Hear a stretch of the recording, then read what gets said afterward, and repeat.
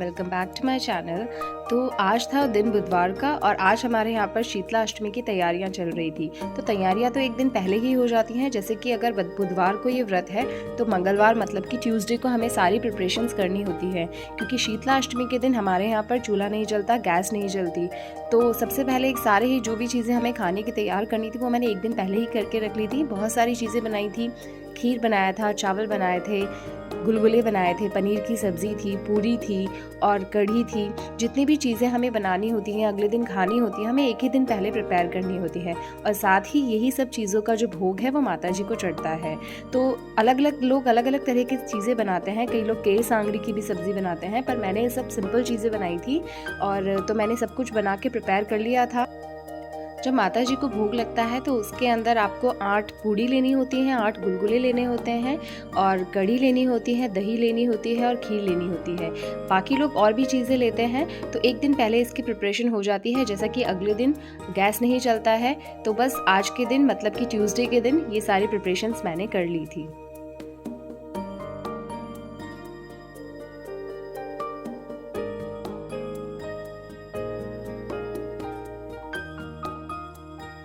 क्योंकि काम बहुत सारा होता है तो ट्यूसडे को पहले जो ट्यूसडे के दिन का खाना है वो सब बना के किचन साफ़ करके फिर ही अगले दिन का खाना बनाया जाता है।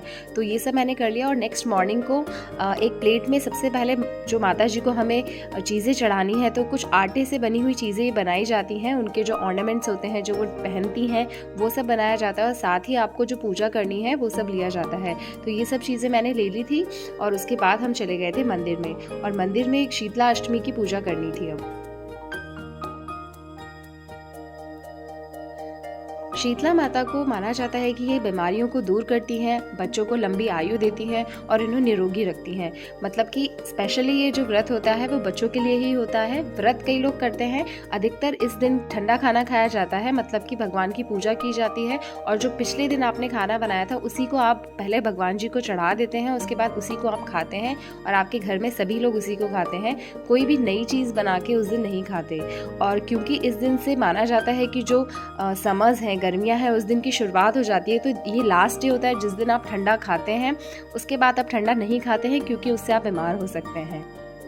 अधिकतर जो इंडिया का नॉर्थ है उस साइड इस त्यौहार को मनाया जाता है। कई लोग सप्तमी करते हैं, कई लोग अष्टमी करते हैं, दोनों की मान्यता एक ही होती है। और जो शीतला माता होती हैं वो चेचक, खसरा और भी कई तरह की बीमारियां होती हैं उनसे बच्चों को दूर रखती हैं और बच्चों पर अपनी कृपा बनाए रखती हैं। तो इसी तरह से हमने अपनी पूजा की थी।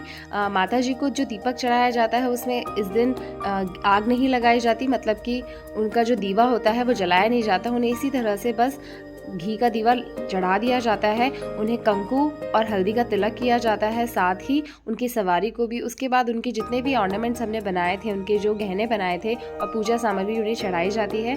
लास्ट में उनके जल चढ़ाकर उनको हाथ जोड़े जाते हैं। तो इस तरह से मैंने अपनी शीतला माता की पूजा की थी। उसके बाद पटवारी की पूजा करने का भी एक रिचुअल है। उसमें 3 पत्थर लेकर उनके ऊपर जो भी हमने खाना बनाया है वो चढ़ाया जाता है। उसके बाद उनके ऊपर भी जल अर्पण किया जाता है और हाथ जोड़ के अपनी पूजा को संपन्न किया जाता है।